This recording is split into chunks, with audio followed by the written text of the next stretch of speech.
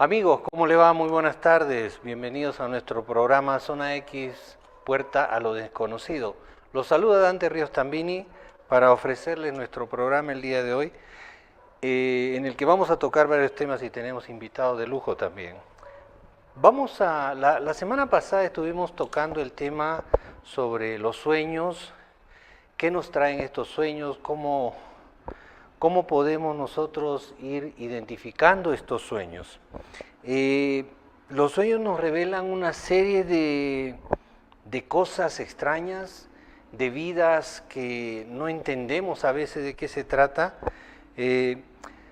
Así como le explicaba esta neurocientífica Julia Mosbright, que hizo un trabajo en la Universidad de Northwest, Estados Unidos, en 15 años de investigación, esta señora llegó a la conclusión que los sueños pueden ser precognitivos, o sea, soñar nos puede determinar situaciones reales en la vida futura. Es decir, a través de los sueños nos adelantamos a lo que podemos vivir al día siguiente o semanas siguientes. Y esta es la prueba que llevó a cabo esta señora neurocientífica, que demostró que entre 15 y 30% de las personas han experimentado este tipo de sueño precognitivo. Ahora, la gente mayormente no puede descifrar bien de qué se tratan estos sueños. A veces los sueños son medio locos, medio raros, rarísimos. Y la doctora misma afirma de que probablemente estos sueños nos estén permitiendo entrar a otras dimensiones, aquello que muchos investigadores del fenómeno ovni, de lo paranormal, y esotéricos y metafísicos hablan que se trata de los mundos multidimensionales. Entonces, a través de los sueños probablemente nos esté permitiendo una ventana de ingreso a estos mundos multidimensionales y que también permite entrar por esa misma actividad, es a través de esa ventana hacia el futuro. Nos adelantamos al futuro. Entonces, esta doctora decía que tenemos que prestarle mucho énfasis a los sueños, porque quizás nos estén anunciando cosas que puedan venirse más adelante.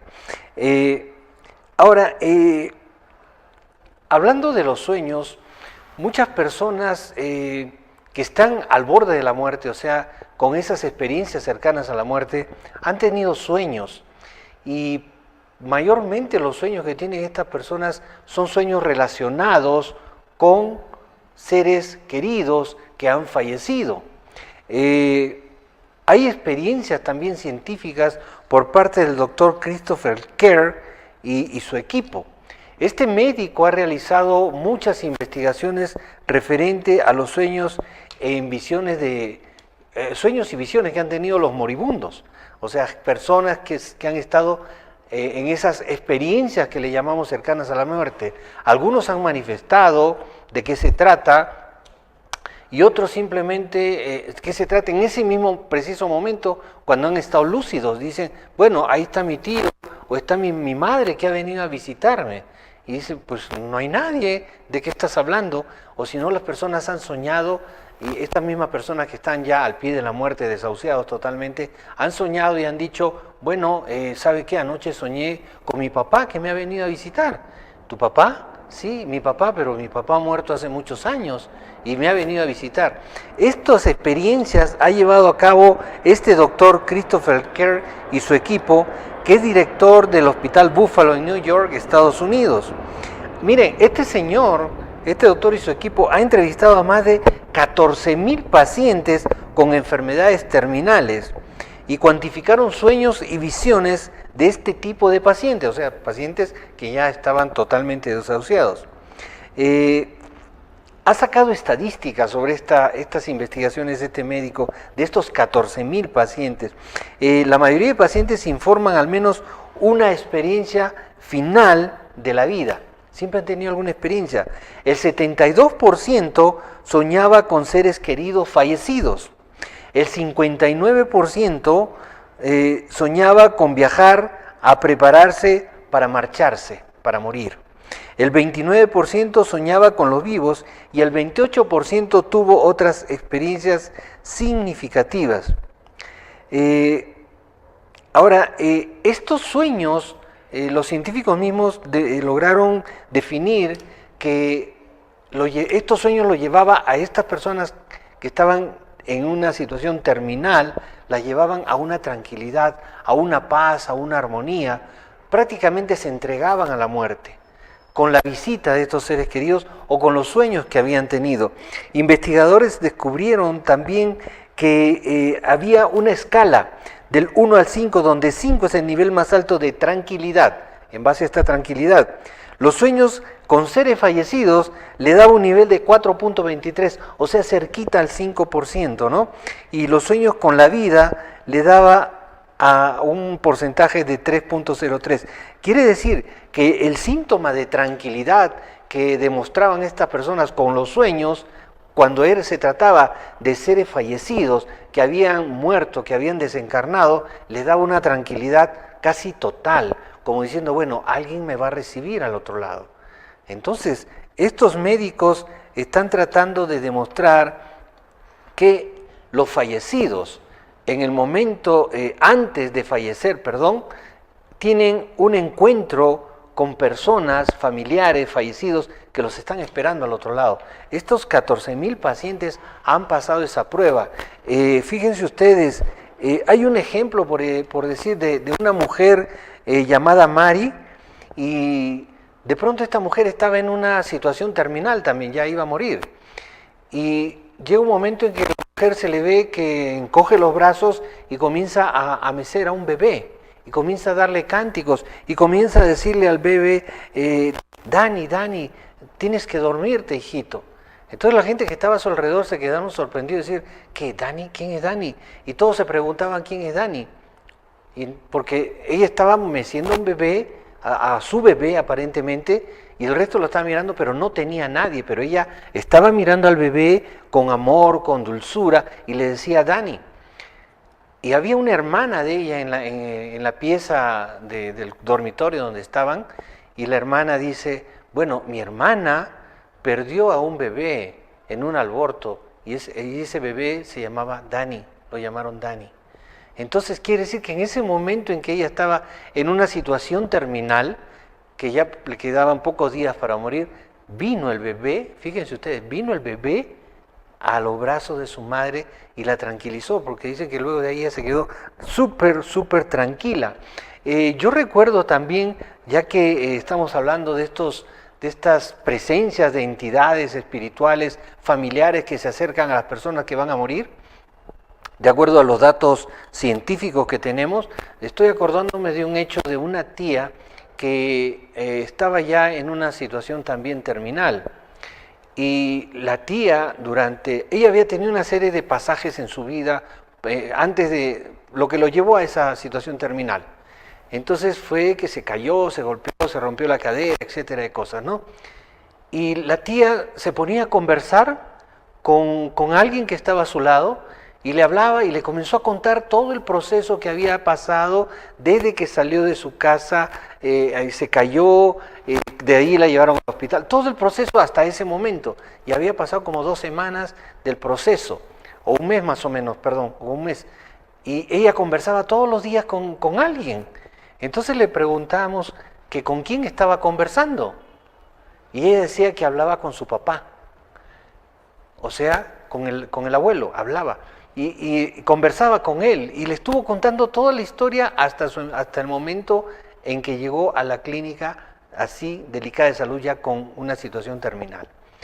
Ella vio a su papá, a su padre, y le conversaba, y nadie lo veía, y ella seguía conversando con él, ¿no?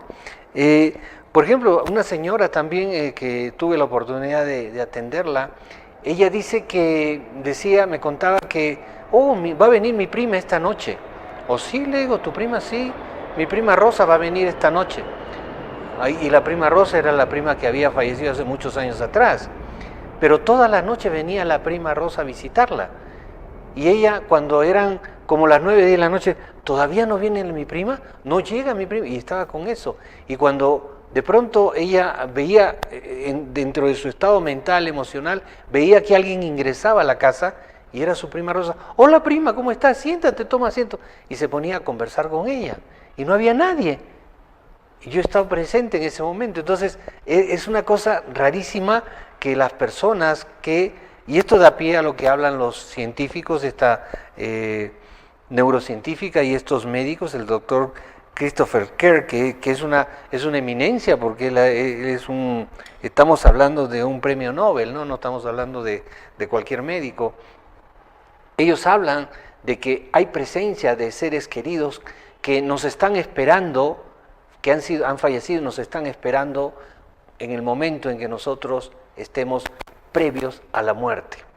Esto demuestra claramente que existe alguna relación entre un mundo y otro, el mundo físico y el mundo no físico, porque ¿cómo se conectan? ¿Cómo se conectan los seres que han fallecido con los que van a fallecer? ¿Y cómo saben? La otra pregunta sería, ¿cómo saben ellos que va a fallecer una persona, su ser querido, y acuden para asistirlo en el momento de la muerte? Entonces, estos científicos están ya tratando la situación ya de la muerte o del mundo más allá de este mundo físico terrenal, digamos, la vida después de la vida, lo están tratando de una manera científica y están tratando de demostrar que esto es una realidad. Ahora, todavía falta mucho pan por rebanar, hay muchísimas cosas que todavía hay que investigar, pero ya al menos se están dando pasos. Para mí este paso es interesante, que han entrevistado a más de 14,000 pacientes con enfermedades terminales y todititos acuden a la misma versión.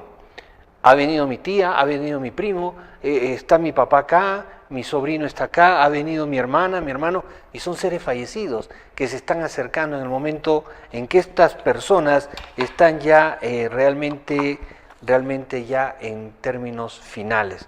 El doctor Kerr era un escéptico con estos temas y con sus investigaciones este doctor ha cambiado no 190, sino 360 grados su manera de pensar. Ahora él dice, fíjense, dice, los médicos no están preparados para lidiar con estos sueños. O sea, son sueños extraños, son presencias extrañas. Es decir, ahora la medicina tiene que aperturarse un poquito más, los médicos tienen que aperturarse un poquito más a esta clase de experiencias, porque si fuera un caso o dos casos, bueno, podríamos decir que es mera casualidad. Pero estamos hablando de una investigación ya realmente científica de 14,000 casos, los cuales dicen lo mismo. A la doctora Julia Mosbridge dice que los sueños predicen el futuro y el doctor Christopher Kerr y su equipo dice tajantemente que las personas moribundas ven sus seres queridos fallecidos en sueños y en visiones. Entonces, amigos, cuando nos llegue el momento de la muerte, tenemos que tomar en consideración estas experiencias de estos médicos, que nuestros seres queridos fallecidos se van a acercar a nosotros para darnos la calma, la quietud, la paz, para poder entregarnos a esa nueva vida, en ese nuevo espacio, en el mundo del espíritu, en el mundo de la esencia espiritual. Volvemos en un instante, no se muevan.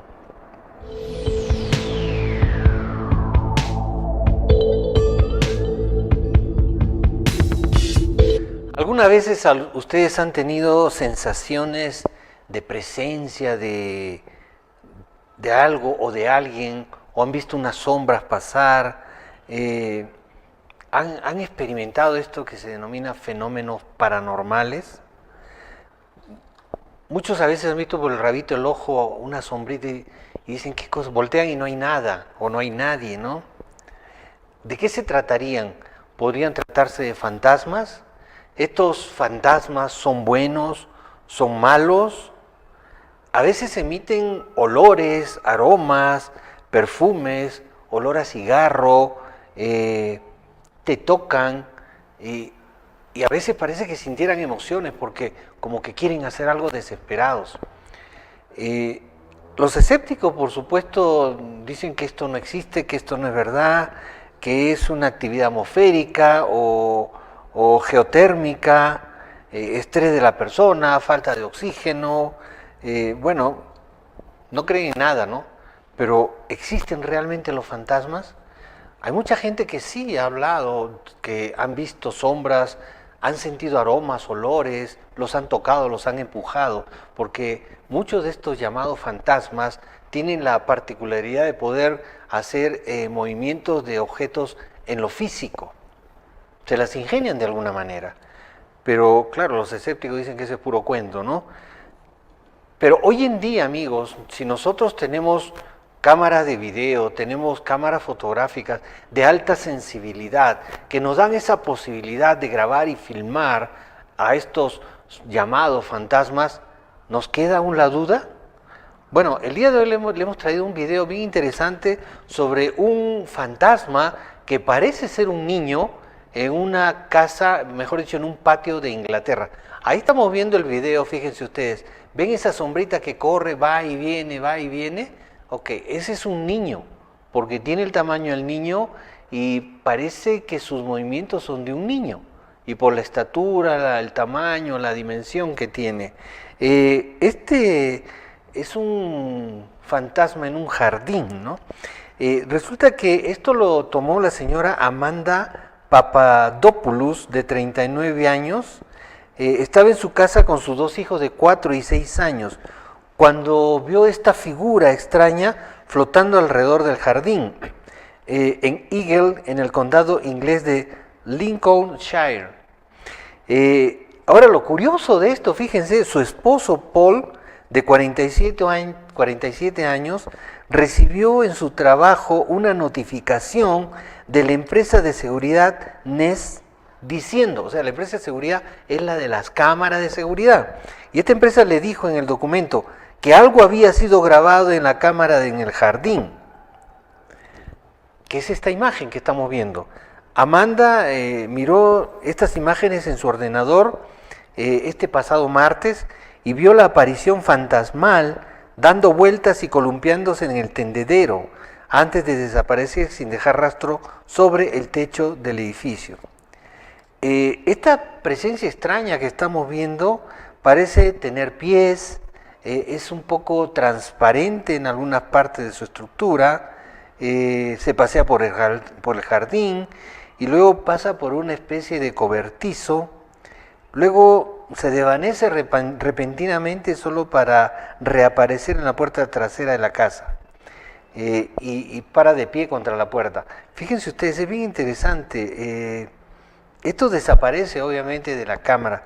Ahora, siempre en estos casos existen escépticos, ¿no? Que dicen, no, eso no es mentira, no es verdad, ¿qué va a ser un fantasma? Menos un niño, ¿qué hace un fantasma de un niño? Los niños no son fantasmas, pero sí, hay niños fantasmas, hay fantasmas de todas las edades, tamaños y dimensiones. Ahora, ellos dicen, los escépticos, que pueden ser anomalías de la cámara, en el lente de la cámara, o quizás algún insecto pues que está dando vuelta por ahí, pero insectos de ese tamaño, ahora pueden ser varios insectos, uno encima de otro, pero guardan una armonía de movimiento como si fuera un cuerpo físico. Hay pies, no se nota bien los brazos, pero es un ser físico casi humanoide o humano, y por el tamaño que tiene este ser pequeño, probablemente se trate de un niño. Esto apareció en una cámara de video en Inglaterra, en un patio de una casa antigua, que según también cuentan los dueños de la casa, esta señora Papadopoulos, dice que a veces se escuchan ruidos, escuchan golpeteos en las paredes, en las puertas, cosas que se mueven, sonidos extraños, silbidos, chirridos, una serie de manifestaciones que probablemente este ser que está dando vuelta por ahí sea el que está produciendo todo eso. Pero no sabemos, habría que esta señora tomar los videos dentro de la casa a ver qué sucede, si aparece esta misma figura dentro, pero bueno, ya eso es cuestión de ellos, ¿no? Lo que queremos demostrar acá, amigos, es que probablemente los fantasmas existan en realidad y este sea un caso de un fantasma de un niño. Bueno, de todas maneras queda siempre para la controversia, la averiguación, las incógnitas, las interrogantes y miles de preguntas más. Pero cada vez más, gracias a la tecnología, podemos estar viendo que los fantasmas existen. Ahora, la otra pregunta que podríamos poner sobre el tapete: ¿existe el alma? ¿Existe el espíritu? ¿Qué relación hay entre alma y espíritu? ¿Es lo mismo? ¿Es diferente? ¿Qué dicen los científicos? ¿Qué dicen las escrituras bíblicas? Esto lo vemos en el siguiente bloque. Tenemos un invitado especial el día de hoy y vamos a detallar todas estas interrogantes. Vamos a tratar de sacar a la luz muchas incógnitas que ustedes van a poder ya tener como resultado luego de nuestra charla. Así que no se muevan, que volvemos con un tema muy interesante en nuestro segmento.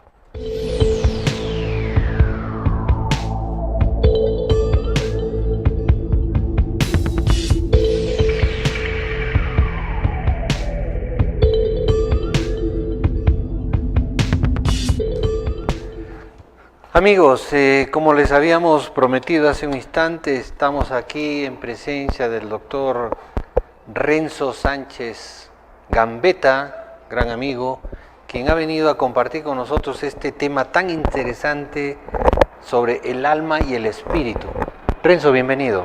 Gracias, Dante. Muchas gracias por la invitación. Bueno, amigos, sin más ni más, vamos a arrancar con este tema porque tenemos para hablar, pero largo y tendido, y esperamos que sea de vuestro agrado. Existen dos médicos, el doctor Stuart Hameroff y Sir Roger Penrose, que desde 1996 trabajan en una teoría cuántica de la conciencia, según la cual el alma se encuentra contenida en unas estructuras denominadas microtúbulos, alojadas en las células cerebrales.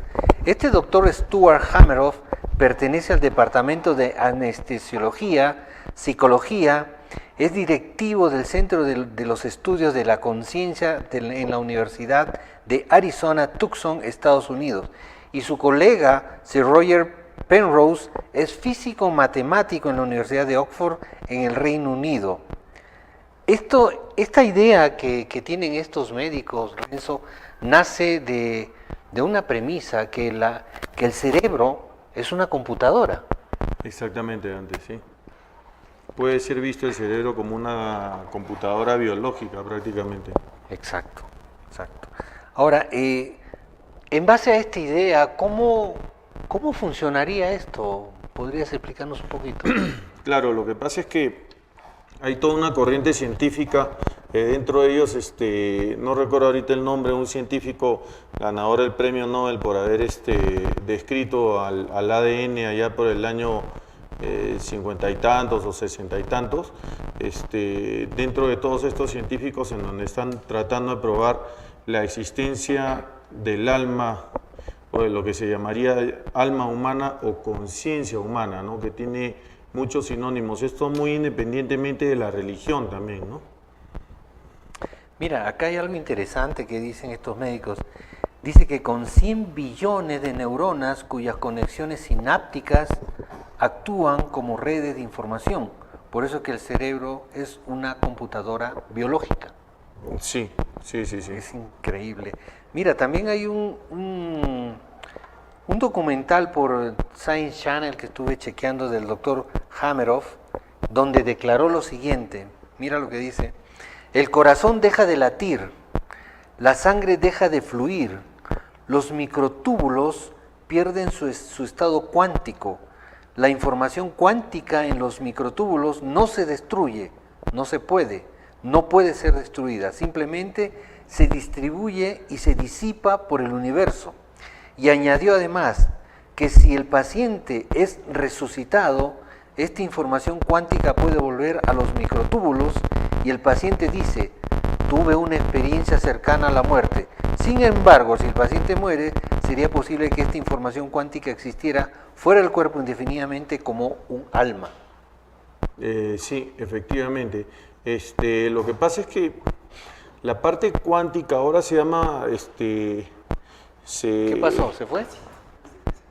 Sigue. Está de moda generalmente lo cuántico, Dante, desde el punto de vista, llamémoslo una moda porque en realidad siempre ha existido, llamar cuántico a todo aquello que tiene que ver con la vibración, ¿no? Entonces, se están descubriendo últimamente ciertos patrones vibratorios adentro de estos microtúbulos que en realidad son parte de las organelas. Las organelas son las partes más pequeñas que existen dentro de los axones, ¿no? de las neuronas del cerebro humano, ¿no? Entonces, se cree que estos patrones, al morir la persona, permanecen, como ya han vibrado, pueden ser soltados hacia el universo o hacia el espacio, conservando el mismo patrón que han tenido en vida, ¿no? Entonces podría ser desde este punto de vista que se podría llamar a esto de repente alma o conciencia, ¿no? Porque ya está organizado así, cada ser humano tiene su propio, por decir, su propia impronta o su propio nivel de patrones a nivel de estas organelas, ¿no? A nivel de estos microtúbulos llamados así por la ciencia. Ahora, lo que ellos están tratando de demostrar entonces, Renzo, es que los fenómenos paranormales, los fenómenos más allá del mundo físico, son provocados no por un fenómeno paranormal que es creado por un espíritu, por una energía, sino provocados todo por el cerebro. Bueno, pero esa es en realidad una idea muy antigua, ¿no? Saliendo fuera de la esfera científica, que ahora está probando muchas cosas, ya los ocultistas antiguamente hablaban de las presencias y de que la mente lo es todo, ¿no? Y efectivamente, si tomamos en cuenta que la mente puede ser humana, puede ser animal, o el estado vibratorio de cada ser vivo produce cambios adentro del universo, adentro de la sustancia, por llamarlo así, de las vibraciones que están acá alrededor de nosotros. Por ejemplo, yo ahorita estoy hablando y mi voz es una vibración prácticamente, ¿no? La señal que vemos a través de acá del canal impecable está formada por vibraciones, o sea, en el universo todo vibra. Entonces, desde cierto punto de vista se puede especular, ¿no? Porque hay mucho todavía que probar, que la mente humana puede emitir ciertas cosas, ¿no? Y peor, ¿qué cosa podríamos pensar sobre grupos de mentes organizadas, como por ejemplo bosques, grupos de animales, y todos ellos están interactuando entre ellos, ¿no? O sea, si dicen de que estos fenómenos paranormales son producidos por los famosos, por ejemplo, poltergeist, son producidos por mentes que están en otros lados, de repente de manera que ni siquiera es consciente, ¿ah? Pero sí puede ser, claro que sí. Desde el punto de vista vibratorio muchas cosas pueden ser. Mira, ahorita que me dices que de mentes que ni siquiera sea consciente, voy a hacer un paréntesis, de una experiencia que tuve en una oportunidad en la selva del norte del Perú, que me llevaron para ver un caso. El caso era el siguiente, que había movimientos de ruidos, se movían algunas sillas, fenómenos tipo poltergeist en una casa. Entonces fuimos a hacer la investigación en sitio, por qué se movían esas cosas, por qué alteraba todo el cuadro. Y no encontramos, dentro de todas las pruebas que hicimos, no se encontró ningún fantasma, ninguna entidad que se había posesionado en ese lugar. Entonces a mí me salió la idea de preguntarle a la familia esta, le dije, ustedes, a los esposos, a la pareja, ¿ustedes tienen alguna hija? ¿Tienen hijos? Sí. ¿Tiene una hija? Sí.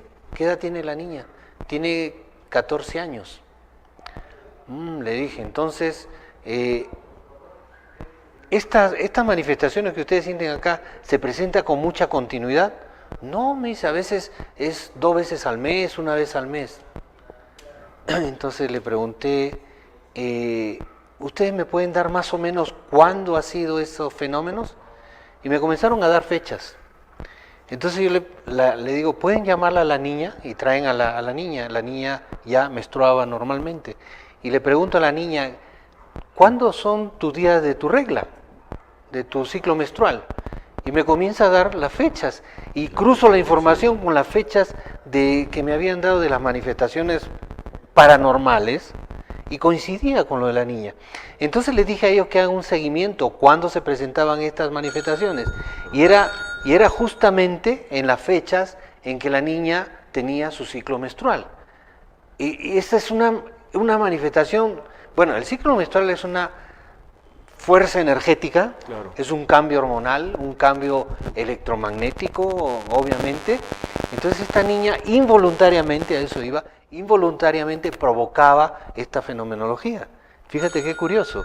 Entonces, quiere decir de que el cerebro, el cuerpo, su parte bioquímica producía toda esta fenomenología.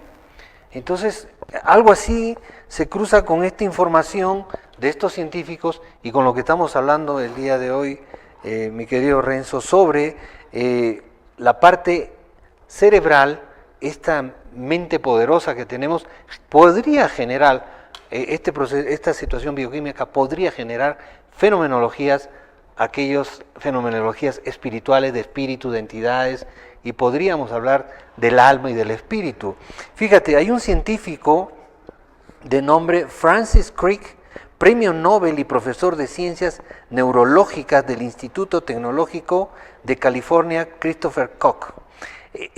Dicen que estos médicos dicen que es evidente que la conciencia nace de reacciones bioquímicas del cerebro y es lo que los creyentes llaman alma.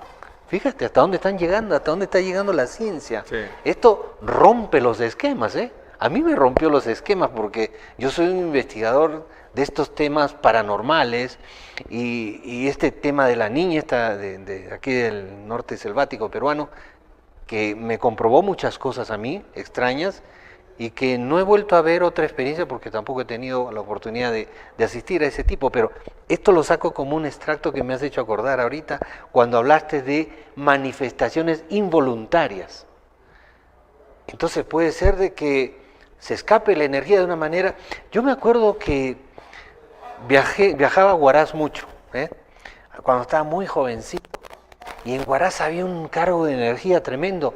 Y cuando yo llegaba a mi casa, agarraba mi carro y se malograba totalmente el sistema eléctrico. Y los radios se me apagaban, etcétera. Todo lo que era sistema eléctrico se cruzaba, volaba por la recarga de energía. Pero era involuntario. Yo no decía que se malogre aquello, que se malogre esto, sino que las cosas funcionaban así. Entonces, es posible que nosotros solamente funcionamos ¿cuánto? El 7-10% de nuestro cerebro, ¿no? Más o menos. Claro, ¿El 5%, el 10%? No, lo que pasa, ahí hay todo un tema. Antiguamente se decía que del cerebro solamente se usaba el 10%, pero en realidad no es que se use el 10%, sino que se use el 100% del cerebro, pero no se es consciente del otro 90%. Ok. Entonces estamos usando el 10%. Estamos usando conscientemente solamente el 10%. Sí. Estos médicos dicen que, fíjense lo que dicen, que es la primera vez que tenemos un esquema coherente de los correlatos neurales de la conciencia en términos filosóficos, psicológicos y neurales. Fisiológicos. O sea, es la primera vez que ellos están llegando a conclusiones. Bueno, ellos llegan a sus conclusiones y mientras avanzamos en lo que es las experiencias paranormales. Y va a llegar un momento en que la ciencia avance tanto que todo eso se va a cruzar en un solo punto. Eso era justamente lo que te hablaba de esto. Justo me has hecho acordar, estamos llegando al mismo camino.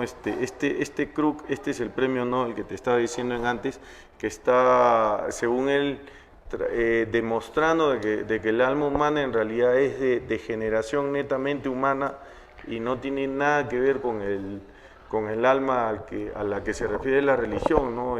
Ya ha tenido respuestas de algunos cardenales, diciendo que no puede decir él eso, pero bueno, es su teoría él, diciendo que el mismo ser humano es el que ha creado su alma, ¿no? Yo creo que Nietzsche por una parte estaría feliz con esto y por otra parte se estaría jalando el poco cabello que tenía también. Sí, sí. Bueno, este es un tema pues fascinante, ¿no? Pero lo que sí queda claro que la neurociencia apunta a demostrar que las funciones hasta ahora atribuidas al alma, por ejemplo, los humores, los sentimientos, la autoconciencia, las intuiciones, son en realidad operaciones del cerebro. Exactamente. Están apuntando a eso, ni hablar.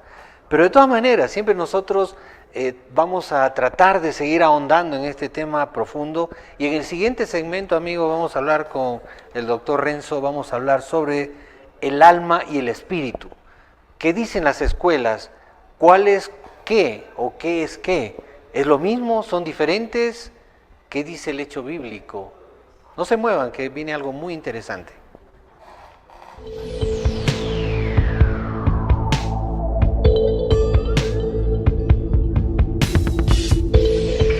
Hemos tocado lo que es el alma y el espíritu de acuerdo a la ciencia, ¿no? La ciencia es muy directa, comprobable, y está en el camino, la neurociencia está en el camino de la comprobación, de acuerdo a todo lo que hemos explicado. Pero nos queda aún la duda, ¿cuál es la diferencia entre alma y espíritu? Porque en diferentes escuelas, en diferentes notas que he visto, que he revisado, Renzo, he visto lo mismo, que hay como si fuera una palabra usada para lo mismo, significa lo mismo, pero en realidad, luego de hacer una profundidad de investigación, esto no es lo mismo. Alma y espíritu guardan alguna relación, son diferentes. A ver, ¿qué opinas al respecto? A ver, Dante, primero vamos a hablar sobre el plano científico. El plano científico es todo aquello que es medible y que es reproducible para el sentido humano. Todo aquello que es medible y reproducible se acepta que es ciencia, que puede ser estudiado efectivamente. Y aquello que no puede ser medible y reproducible no es ciencia y entra dentro del ámbito filosófico, entra del ámbito especulativo, esotérico y un montón de cosas, ¿no? Si nos referimos a la pregunta que tú me estás haciendo acerca de si el alma y el espíritu es lo mismo, yo diría que desde el punto de vista científico no se sabe, pero desde el punto de vista filosófico, recurriendo a la filosofía, no vamos a hablar del esoterismo porque ahí vamos a entrar en una debacle tremenda. Dentro de la filosofía ya teníamos escuelas antiguas que hablaban sobre lo que era alma y espíritu, sobre psique y neuma, y habían unas peleas tremendas entre los griegos de esos tiempos porque los egipcios no se sabe mucho, los egipcios hablaban sobre el famoso Ka. Luego de eso ya viene la tradición judaica. ¿Por qué menciono a los griegos y a la tradición judaica? Porque son las dos escuelas que conforman más o menos el occidente en el cual nosotros vivimos. Nosotros somos de tradición occidental, por si acaso. No vamos a hablar acá nada de la cuestión oriental porque eso es mundo aparte. Y tenemos dos escuelas principales, la hebraica o judaica y la griega, ¿no? Que ambas han sido juntadas dentro del cristianismo, de la filosofía cristiana, que puede ser la cristiana del cristianismo católico, que es una de las más extendidas, ¿no? Acerca de si el alma y el espíritu son lo mismo, no. El catolicismo, para tratar de salvar el problema, trató de decir que sí eran lo mismo, que alma y espíritu es lo mismo y que por lo tanto el alma es inmortal. Sin embargo, si nos vamos a las referencias bíblicas, se ve que el alma es una palabra muy usada en la Biblia para referirse al ser humano, el famoso nefesh, que es la palabra judaica para referirse a alma, pero es la misma palabra que se usa también para referirse al ser humano. Mira, acá yo saqué unas descripciones sobre alma y espíritu. Alma, por ejemplo, dice que es la criatura que respira, una en que la vida está presente, ya sea vida física o mental, es vida, el alma es vida, puede referirse a persona completa. El espíritu es aliento, la fuerza de vida. O sea, el alma no vive sin el espíritu. Exactamente. A ver, si nos vamos al relato del Génesis, y ahí está la cosa bien explicada, se dice que Elohim o Jehová o Yahvé coge el ruaj, o sea, coge algo que es así. Ruaj es la palabra hebrea equivalente a viento, y usa este viento, este hálito, para crear todos los seres sobre la tierra. Pero al único ser al cual no solamente le debe haber dado ruaj es al hombre, porque dice que lo hace del polvo y que le da algo que se llama neshama. Neshama, su propio aliento, y de ahí lo forma a su imagen y semejanza. Podríamos equiparar de repente esa palabra neshama al espíritu del cual habla el latín, y también podríamos equiparar esa palabra neshama al neuma griego del cual se habla, ¿no? O sea, alma y espíritu son distintos. Inclusive la tradición judaica, la tradición hebrea de la cual deriva la tradición cristiana, le guste o no al cristiano practicante, habla de nefesh. Nefesh es todo ser viviente, y solamente el ser humano y algunos animales tienen ruaj, pero solamente el ser humano tiene neshama. Tiene ese aliento divino, esa chispa divina que supuestamente Dios puso en el ser humano, y a eso se refiere. También usan la misma palabra neshama, por si acaso los judíos, para hablar sobre el intelecto superior, aquello que no tiene ningún animal, la capacidad de proyectarse en el futuro, la capacidad de planificar, la capacidad de idear, la capacidad de imaginar, la capacidad de solucionar un montón de problemas lógicos. Todo eso lo ponen adentro del neshama. O sea, prácticamente el neshama es aquello sobre que podría decirse la conciencia del bien y del mal. Podría ser equiparable a eso de repente. No estamos hablando, por si acaso, de tradición judaica pura, donde alma y espíritu definitivamente no es lo mismo. Ok, fíjate, ahora que estabas hablando de que los animales no tienen espíritu, yo me acuerdo haber leído hace muchos años... No es eso. O sea, en realidad los animales no tienen neshama, no tienen esa conciencia, no tienen ese hálito divino. En donde se habla de eso. Todos los animales, todos los seres vivientes tienen nefesh, según la Biblia, tienen vida, pero no todos tienen acceso a esa conciencia, según la Biblia. En una oportunidad estaba leyendo un libro hinduista, hace muchos años, y donde hablaban que las plantas tienen sensibilidad. O sea, en las plantas se llama sensibilidad, en los animales se llama instinto, y en el ser humano se llama espíritu. Sí. O sea, ¿por qué? Porque tiene un nivel más elevado, que es la frecuencia que los une al todo, de una manera más directa.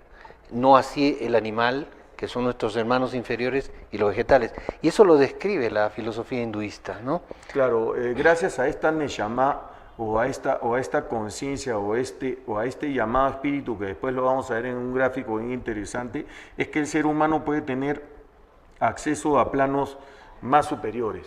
Así es. A trascender lo que es su cuerpo, su propia manifestación en esta realidad, para poder entrar a otras cosas, ¿no? Ya Santo Tomás de Aquino ya lo describió. Él dijo que la conciencia humana es la única que se puede proyectar en un espacio imaginario. O sea, tú adentro de tu conciencia puedes crear muchas cosas. Es lo que tú estabas hablando antes sobre la mente. Así es.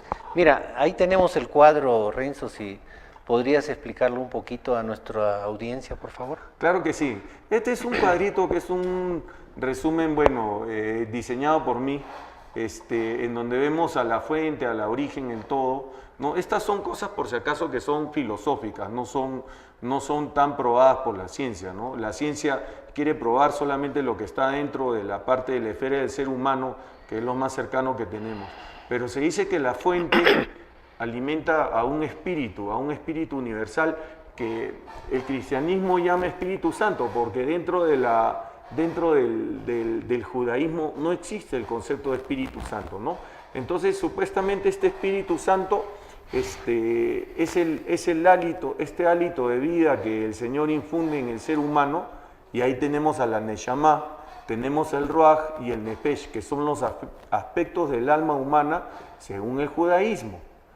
Y esta alma humana tiene otra palabra en griego que se llama psique, según ramas de la filosofía griega, que son aproximadamente el 75% de almas. Por lo tanto, el alma es netamente humana. Esta palabra que vemos debajo de Nefesh es una palabra judaica que significa carne, ¿no? Que se llama basar.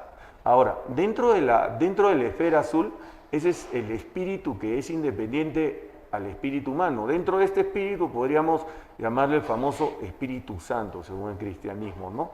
Y este Espíritu Santo es llamado Neuma por algunas escuelas griegas. Inclusive cuando nosotros vemos Dante en la Biblia descrito al Espíritu Santo en griego, porque la Biblia no solamente está escrita en hebrea, está escrita casi toda en griega, muchas partes.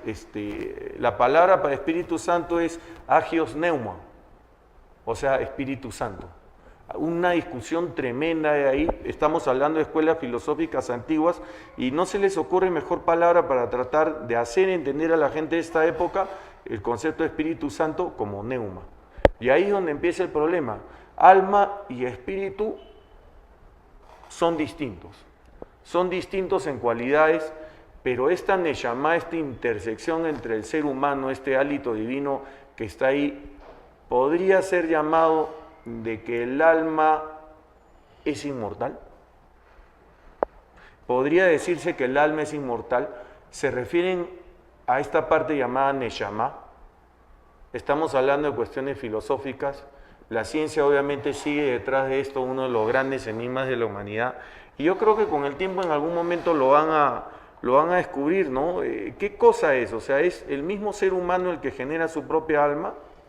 ¿O esta alma ya ha sido incluida dentro? Mi hermano Sergio, quien también es médico, siempre a mí me decía que cuando él estudiaba fisiología, está bien, sí, el ADN se junta con el otro ADN, el otro individuo, y esto y aquello y todo, y él siempre les preguntaba a sus profesores, profesor, ¿pero dónde empieza todo?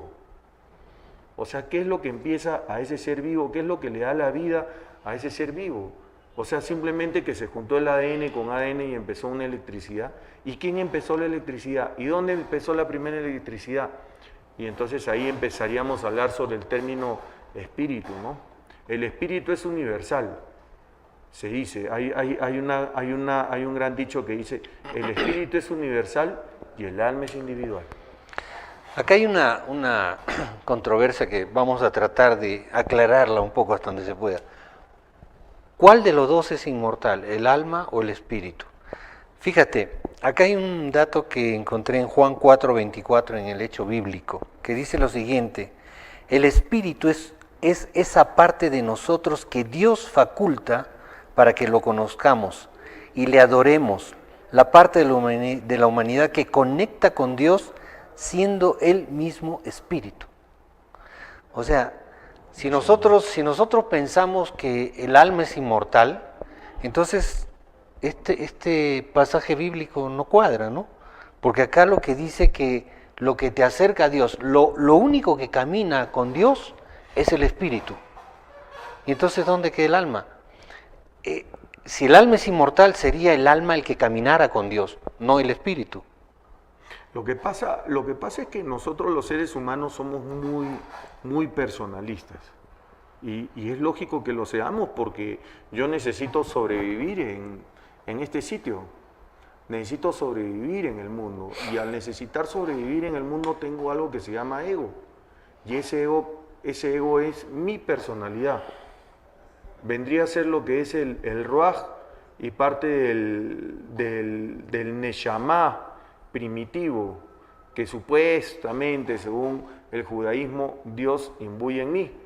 Pero cuando yo muero, según la tradición católica, dice que no voy a morir porque voy a ir a un cielo. Si uno ve la tradición judía, esas ideas en el judaísmo antiguo no existían. Se hacía todo lo bien que se podía acá y dejabas tu descendencia. Y después con el tiempo empieza el judío a adoptar ideas de una vida después de la muerte y a adoptar ideas inclusive de reencarnación. ¿Ya? Entonces, Ahí hay toda una serie de cosas que no se pueden comprobar, en donde se dice que la parte divina que entró en mí sale de mí, de este cuerpo muerto, más la personalidad y todo eso se pierde. ¿Qué cosa es el alma? No se sabe todavía qué cosa es el alma. No sabemos qué es el alma. Hay quien dice que el alma es la conciencia, hay quien dice que la conciencia es inmortal y hay quien dice que la conciencia es mortal. ¿Cuál será la verdad? Mira, acá para rubricar esto, dice en Hebreos 4:12, el alma y el espíritu están conectados, que es lo que estabas explicando en el cuadro, ¿ok? Pero son separables. El alma es la esencia del ser humano, es lo que somos. El espíritu es el aspecto de la humanidad que conecta con Dios. Exactamente. O sea, acá hay un detalle. El alma se refiere del caminar del hombre con el alma, con el mundo. Y el espíritu es el caminar del hombre con Dios.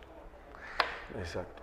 Es algo que todavía tenemos que seguir dándole un poco de vueltas, pero al menos llegamos a la conclusión de que alma y espíritu no es lo mismo. No. Esa es la conclusión. Están conectados, pero parece que no. Claro, es una conexión mientras existimos en el mundo físico, pero una vez que dejamos de existir en el mundo físico, el alma toma su camino y el espíritu toma su rumbo también. Yo diría inclusive que el alma es egoísta, no refiriéndome al mal sentido de la palabra netamente por si acaso, más el espíritu es universalista. El alma es individualista y el espíritu es universalista. Estamos hablando de una humanidad en conjunto y por qué no hablar de un universo en conjunto, y estamos hablando también de un individuo. El individuo es el alma y el universo es el espíritu. La esencia misma. La esencia misma. Bueno, amigos, llegamos al fin de nuestro programa. Hay mucho todavía que hablar sobre este tema, mi querido Renzo. Ya tendremos otra oportunidad. Algunas palabras antes de terminar nuestro programa para que te despidas, Renzo. Dante, muchas gracias por invitarme a atreverme a hablar de temas que son bien escabrosos y que se prestan a muchísima discusión, ¿no? Muchas veces hay que saber escuchar al otro para saber entender qué es lo que el otro quiere decir. Así es, así es. Muchas gracias, Dante. Las gracias a ti, Renzo. Amigos, eso es todo por hoy. Esperamos que nuestro programa haya sido de vuestro agrado. Les habló Dante Ríos también y nos vemos la próxima semana. Que tengan un bonito fin de semana. Hasta pronto.